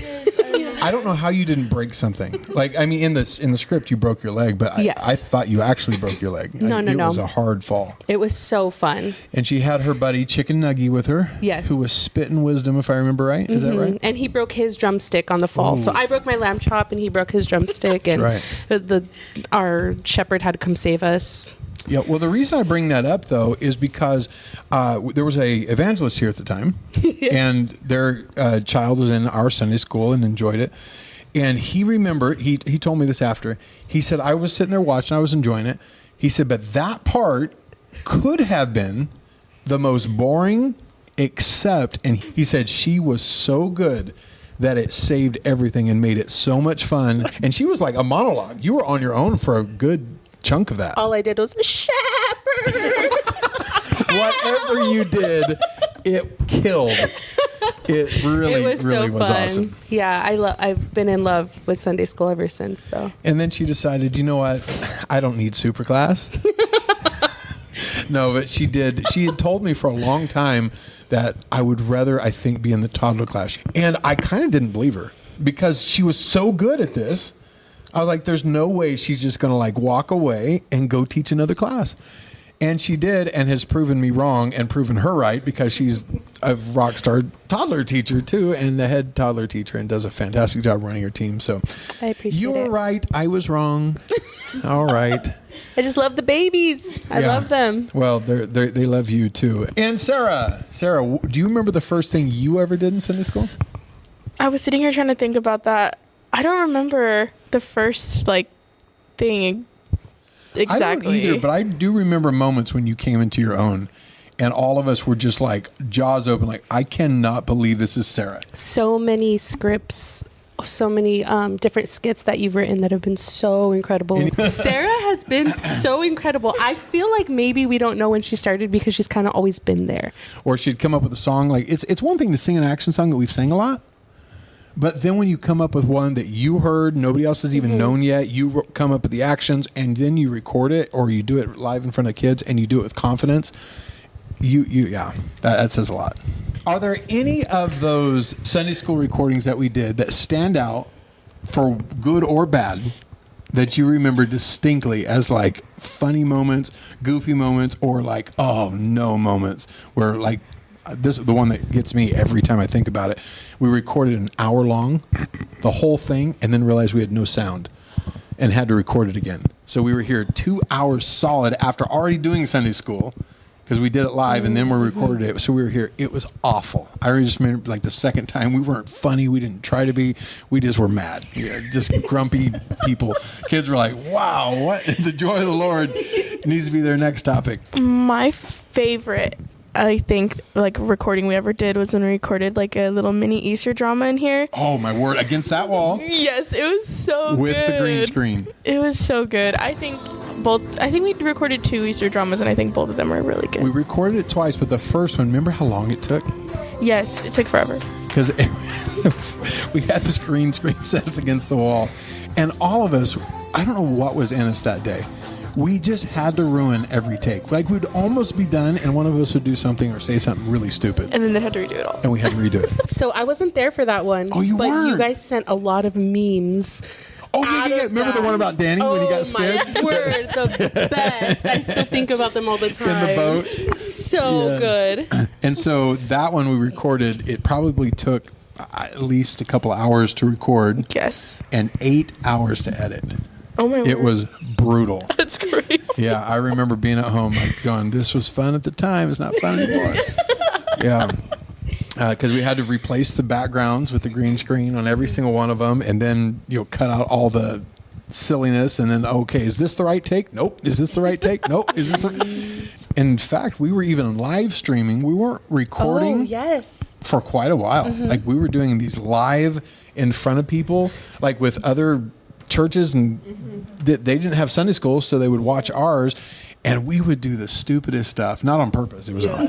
So like our first one, we had this big build up, and we advertised it, and Sunday school starting at this time. We had like a 10-minute countdown, 10, 9, had links sent out to everybody. Well, two things happened. First of all, people logged in. So many, it crashed the website. I remember. Yeah. And so they couldn't get on, and so they couldn't see it. And so then they're panicking. We're trying to get Facebook links up and Instagram Live, and finally got something up, and our mics were dead. I don't remember what it was. Someone tripped over a cable, but we didn't know it. And so we're doing the whole recording. We were doing this whole thing, and then in the chat, it's blowing up. No audio. Plug it in. We can't hear you. Yes. So then we stopped, get it plugged in, and we're like, what do we do? Do we start over? Like, I mean, they already saw what we just did. Oh, we felt so We're dumb. so professional. Yeah, we're so professional. And then we realized all this headache can go away if you just record it and then chop out the silly stuff. It takes a while for us to learn stuff. But it was a fun deal. Part of my good memories about that, our team got so much better. Yes. During that time. Yes. We had a good team, and we had good chemistry, and everybody liked everybody. But being together that much over that short a time, it felt like we were like family. Like all brothers and sisters, and like we were just like best friends. And it really made our Sunday school so much better and stronger than it had ever been. And then that last Sunday school, because we kept those going, even once we had live Sunday school, we still recorded them for the other churches that weren't quite back yet. When the state of California said you're not supposed to have live Sunday school, that we couldn't put it on video, but we were having live Sunday school anyway, but we didn't want to record us having live Sunday school and put it out there as evidence. And so we would have live Sunday school, and then we would record it and pretend we didn't have live Sunday school. Yeah, that was fun. Yeah. That might not make the cut. Probably won't make the cut. Yeah. Gavin Newsom's like, I knew I could get them eventually. Yeah. That's hilarious. Yeah, so we recorded, I don't remember how many of the Sundays before we went into more periodic, once a month. The last one was so cool, though. I just remember being very emotional, and all of us were there. And then Sister Lozano came in. I'm so excited. I know you guys have been filming these episodes. Sister Teresa! Yes, and I'm ready. I've been shopping. I got this costume. And then I was out, and I found this little scroll thing, and I thought we could use that for something. But she got a monkey. Sister Lozano hadn't been in any of the videos. And so I don't know what prompted it. Did we ask her? She asked us? I don't really remember how I asked her to do it. I thought it would be funny. It was really good. That was a funny moment. Bob made it sound like I did it as a surprise. I don't think I did when I said it. This is the last one. Today is the last time we're ever going to record Sunday school! But she got a monkey! Wait. What are you talking about? What do you mean the last? What? I just bought 1,000 pounds of popcorn. Wait. To sit through 20. I finally set up the Wi-Fi in my house. We did that for dramatic effect. But you knew. Yes. But it was sad because all you guys were like, no, the Sunday school part of it was fun. I mean, the COVID surroundings were awful.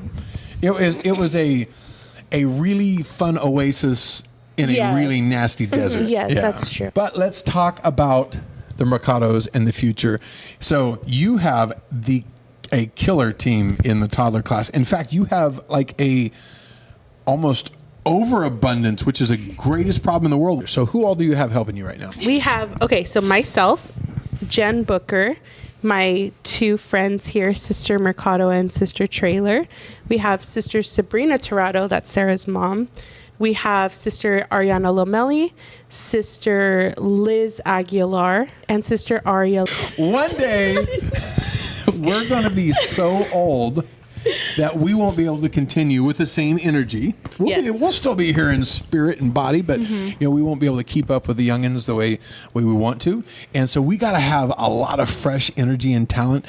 And you guys coming in is just a piece of that. And I'm so excited to see all the young people, the young Torados, my daughter Tristan, the Mercados. Your sisters are both here helping in super class. Like I said, the 14-year-olds are joining, and it's exciting because there's so much future ahead of us. What's your favorite part of Sunday school? So my favorite part of Sunday school, it's changed throughout the time I've been in it, but because at first it was the kids just being excited to come in and want to be there. But the first time we had a parent, the first time I heard a parent come back and say that their kid recited the memory verse, or they knew what the lesson was about and it stuck with them, or the first time we did the plan of salvation and the kids knew what was next or what was coming, that's still my favorite part. I'm telling you, my son, over and over again, he'll do something that he brings home from Sunday school and he'll repeat it. Or like your verse on Acts 2:38, he'll sing it. Or I can ask him, how many gods are there? One God. What's his name? Jesus. And he knows it all. He knows the motions to your plan of salvation. That means the world to me, that a 3-year-old can go in your class and they may not understand what we're teaching in this class with all the different stuff we have going on. And sometimes it's overwhelming how we do Sunday school for the young ones, but you guys have a way of breaking it down to them in language they understand, and it's so neat to see. So you guys do a fabulous job. Let's see, Sister Elaine Mercado, what is your favorite part of Sunday school? Mine's like the same, seeing the kids really click onto the lessons we give, but it's also changed from when I started to now, because I'll see kids come up to me and recite our memory verse or recite a song, and that's when it really hit me. The latest that it's been was Sunday, when we had a little boy that he was scared to come to Sunday school. He barely started coming, but in Holy Ghost Rally, seeing him get up and dance to the songs really touched me. That's what makes it worth it. And they're learning from us, one God, one salvation. I mean, the songs, and they're so excited to learn it, and so excited to hear it and repeat it, and it just makes it worth it. I love it. And that age, honestly, is a mystery to me. I can't. Everyone. Well, I know, but especially to me, because I feel like I do something that should not scare them, and it terrifies them. And then I do something that I think should startle them, and they laugh. Like, what is happening? I cannot wrap my head around a 2-year-old's brain. It's just, it's odd. There was this one time we did a skit. Me and Jacob Liz, wrestles with the angel. Yes, Jacob wrestles with the angel. I saw a video clip of that. That was hilarious. You guys like body slammed each other in front of the kids. We did that, and we sort of practiced. And she's like, "I'm not gonna actually throw you on the ground." Like she lied. She did. She did. And she was lighter than I thought. And when we were doing it, she effortlessly lifted me up and threw me on the ground, and my head smacked the ground. Great job, Liz. And she was and pretty the kids new. what was their reaction? They loved it. And that's what, like, when I hit the ground that hard, I thought they were gonna freak out. And they were like, "Oh, do it again." Yeah. Do it again. I was like, "Please don't." Kids are so weird.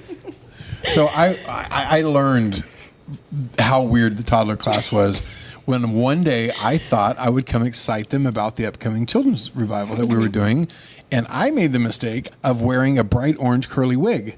And so I put it on my head and walked in the door, and they all started crying, every one of them. I couldn't say anything. They didn't want to see me. I was done. So my wife has told me that many of them are scared of hats. They're scared of puppets sometimes.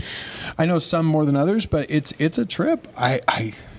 You guys are special people. You also learn the class that you have. So there's some kids that come and go. Sometimes you have a little toddler class that wants that extra energy, that wants that extra craziness, that wants the crazy hats and body slamming. and then you have this new wave of toddlers that come in and they don't want you to lift your voice in a song. They don't want you to put on a crazy hat. And if you bring a puppet out, they will cry for their mom. Yeah. So it's that too, just learning the class. So it's fun to see that we have new talent, new people that are bringing fresh enthusiasm, but we also have a long history. So we've been recording these videos initially for teachers specifically since 2015, and then COVID hit. And then we kind of transitioned that focus to kids for a long time. And then after COVID, we kind of have done both. So we reach into teachers and to kids. So we've been doing it 10 years. In May will be 10 years. Wow. 700 videos now are on the channel. I know, crazy. My daughter has seen every single one of those 7. She plays it to go to sleep. Really? We wake up at 7 in the morning. We wake up at 7 in the morning, and she will still have it on repeat because she loves hearing it. And this is the first I've heard this. Yeah, she's transitioned into the youth class now, and she still listens to them. She still looks at them. And I remember when we first came, and she didn't want me to leave, and I sat there, and I just remember how awesome you guys were. And I think I have a picture of my now almost 17-year-old and my now 12-year-old in the back of the class when she still had bunny ears, and she would wear bunny ears. I loved her wearing those. I always made a big deal about it. She loved the bunny ears, and she would go, Brother Philip told me I need to wear my bunny ears. I would. I would tell her every time, like, where's your bunny ears? You forgot them today. I'll walk in at 5:30 in the morning and they're playing. What a trip. And they're not even like low playing. They're on full blast. That's 5 awesome. in the morning, turn them down. Well, that's cool. That was the whole purpose, was to give Apostolic kids some content that they could watch, that they wouldn't just entertain them, but it would teach them and get the one God message into them, and that's exciting. What's your favorite story from Apostolic Sunday School? Probably the time machine, where she was trying to build a rocket and she accidentally made a time machine, and it went back in time all the way up from COVID all the way to Gideon. Is that what spurred your love for action songs? Mm-hmm. I thought so, because you've been doing action songs ever since COVID.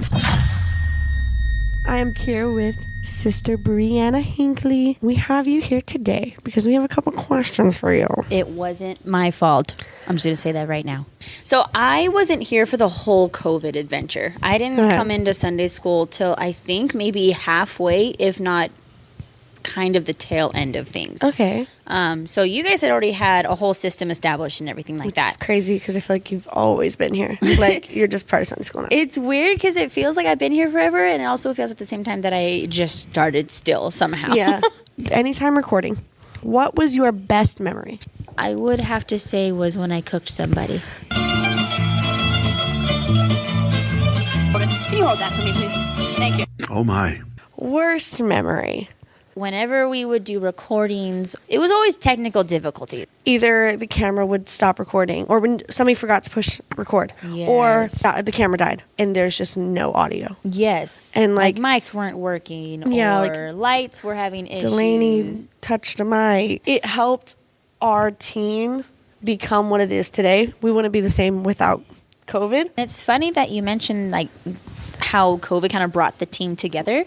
Because when I came in, I just assumed that's how you guys were the entire time. So I was like, wow, this is the standard, and you guys are like way up on the top of Mount Everest. Yeah. So. Funny memories. Your funniest memory that you can think of. Oh, funniest memories. I think my funniest memory is when we were recording one of the Sunday schools, and it was like my dad trying to get to Sunday school, and his unicycle got stolen out of a bush.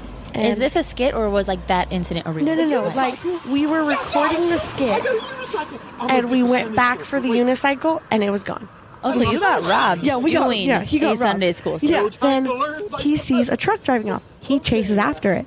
He's like, get in the car. We follow after it. He pulls up, and he's like, what in the world, bro? You have my unicycle. And he's like, excuse me, sir. The guy was like, I thought it was scraps. And he's like, no, that's my unicycle. Like, give it to me. So he takes it out of the back of this guy's truck and just puts it in the truck.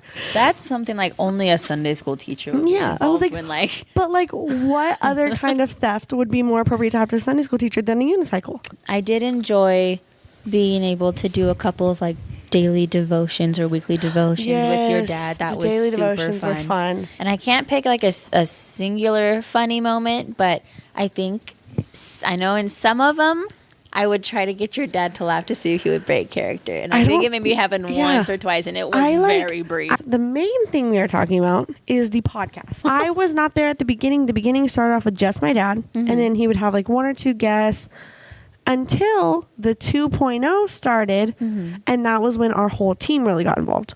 The first one we were both involved in was the 2023 Kids Revival Recap. It was in February 2023. Oh, yeah. That was the diving deeper. Yeah. And then the last one we did was when me, you, and Natalia did our takeover. I remember I asked my dad, are we going to do a podcast tonight? He's like, I want to, but I just don't think I have time. And I was like, you should just let us do it. We kicked him out of his own podcast. I genuinely thought he was going to say no. That's fair. That was like, what, a span of like a year or two? Yeah, so almost 2 years. Oh, okay. There was a lot that happened during those 2 years, too. It's a thing of where now we can look back, not only like how far we've come, but there's also some things, I'll remember things we did like 2 years ago, 3 years ago, and I'm like, that was good. Why don't we do that anymore? And bring it back. Having it as a thing to look back on, you learn from the past. Yeah. Not only in the things you did wrong, but also in things you did right. What worked, what didn't. Yes. People my dad has had on the podcast that aren't even involved in our Sunday school, and just their different takes on things are just incredible. And it's also like the raw and unedited versions of like the day in and day out stuff. Yeah, too. it's not that we're going to be like, we had 600 in Sunday school. We've never had lower than that. We've never had any behavioral issues. We have ever. angels in all of our classes. We have not had one single problem ever. Our mics are always on. My experience with the podcast itself. Well, first, when I first got invited to like do that recap, I was like, oh my word, I'm going to sit with the cool kids at the cool table. Honestly. But it was neat because I don't know who all listened to it. Like, I thought it was more of just like for our local church, for people specifically in kids' men. So that was like, what, 10, 12 of us maybe? Yeah. So I was like, okay, we're just reliving the wonderful memories that happened this last week kind of thing. And then talk about different people's perspectives of like, you know, what happened on bus. Yeah. What were some highlights? What were some challenges? What are some big upcoming events? This and the other. How God really is moving through our Sunday school and the rest of our kids ministry and stuff like that. But it wasn't just a recap of like, oh, what are we doing every week? But it also developed into like, you know, what kind of topics can we help other people with? Like, what are some things that they would like to learn? Even just being on the podcast and talking to, whether it's my dad, Brother Danny, you, my Aunt Sarah, Natalia, whoever it is, whoever we're talking to, just hearing what's really going on in their heads regarding the same thing I'm looking at, but my dad says something and I'm just like, I never thought about it that way. Yeah. Or it makes you think about it differently. It gives you different perspectives on it. I never would have thought of that. So what are some of your favorite stories you've seen or watched on Apostolic Sunday School? Brother Booker and his brother, when Brother Booker said it was good, and then his brother said how come, and then it was bad, and then good, and then bad, and then it was horrible. Oh, it's actually good. How come? Well, it's good because I still had enough to buy me an airplane. Oh, that's good. No, that's bad. How come? Well, I was flying that airplane the other day. I flew upside down, and I fell smack out of that airplane. Oh, that's bad. No, that's good. What's your favorite object lesson you've seen from Apostolic Sunday School? Probably the mousetrap. Anything you want to say to Brother Booker or the folks at Apostolic Sunday School Ministries? Thank you guys for posting all those videos, and I love you guys. Hey there, everybody. My name is Zach Lill from Neosho, Missouri, and I just wanted to say a big congratulations to Apostolic Children's Ministry on 100 episodes of laughter, encouragement, and wisdom. You guys are something else. But I also wanted to say a huge thank you to Brother Philip Booker for your your passion and your burden for children's ministry. And not only that, for being such a huge influence and a role model in my life. You've helped me grow as a children's minister over the last few years. Before I got involved in children's ministry, I struggled a lot with self-esteem and confidence. But then I seen a video one time of a skit on Apostolic Sunday School that simply said, "Get out of your box." And that helped me and encouraged me a lot to put myself out there more. I got in connection with Brother Booker, and just being around him and seeing his love for children's ministry shine through him has encouraged me and helped build me so much. So I just want to say once again, thank you for being such a huge influence and a big role model. And once again, congratulations. And I can't wait to see what the next 100 episodes holds. Well, that was a lot of fun going through all those memories, Bob. This has been a blast. Yeah. We had so much fun doing it. I know we did it for the kids and whatever, but we just had a blast doing it. And you got to enjoy what you're doing. It makes it so much better, because you can feel our hearts are in it, and we just had a lot of fun. A good time, and it's not over. It's not over. It's 2025. We expect this thing to go for quite a while. But we're going to keep recording videos, keep putting stuff out, and I don't know what the future holds, but it's been a fun ride. It has been fun.